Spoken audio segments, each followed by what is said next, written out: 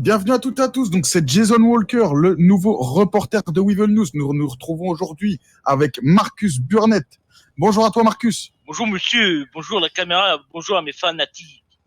Excusez-moi, donc Marcus avait l'intention de donner son avis chez Weevil News dans notre reportage suite au mécontentement avec la LSPD. Je me trompe, Marcus? Oui, bien sûr, comme vous l'avez Dis-moi. expliqué un peu plus tôt, ces deux messieurs voulaient travailler pour la raffinerie dont je suis le PDG principal, bien évidemment.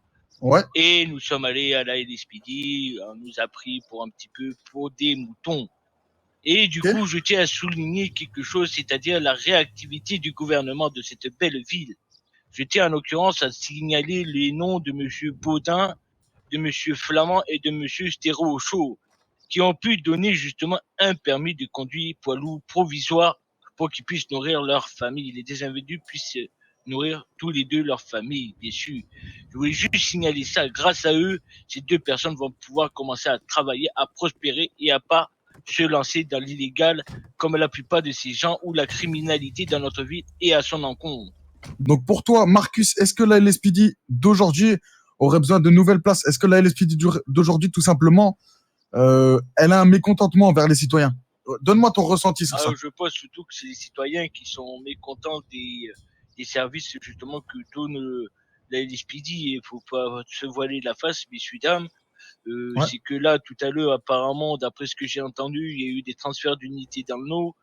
Ça explique bien des choses. C'est peut-être qu'il y a des conflits dans la LSPD même, bien sûr. Et c'est pas anodin. Ça fait déjà quelques jours où nous travaillons durement et nous voyons des choses à la LSPD qui sont des signes justement de conflits ou même de mauvaises ententes, bien sûr. C'est bien évident. Et je pense que même n'importe qui dans la ville pourrait signaler ça que actuellement la LSPD, il y a quelque chose qui se trame, on ne sait pas encore en cours, mais bien sûr, voilà, on le voit, bien sûr. C'est normal, c'est normal. Moi, je D'accord. trouve ça, c'est normal. Est-ce que, comme tes deux collègues, tu souhaiterais avoir plus d'informations de la part de la LSPD? Ah ben tout à fait, je pense que c'est le devoir de la LSPD, s'ils veulent pas avoir une mauvaise image, de donner justement, d'ouvrir leurs portes à l'information et aux voisins pour informer toutes les personnes de cette ville. Sinon, les voisins et même les citoyens vont avoir des très mauvais avis par rapport justement à la LSPD. C'est clair. Donc, pour toi, renouer le contact avec la LSPD, pardon, serait important au sein de la Ah bien ville? sûr, je dirais même plus, ça serait la LSPD qui devrait reprendre contact avec le voisin, mais aussi avec les citoyens de la ville pour redorer leur blason. Parce qu'au rythme que ça continue, des gens vont les détester.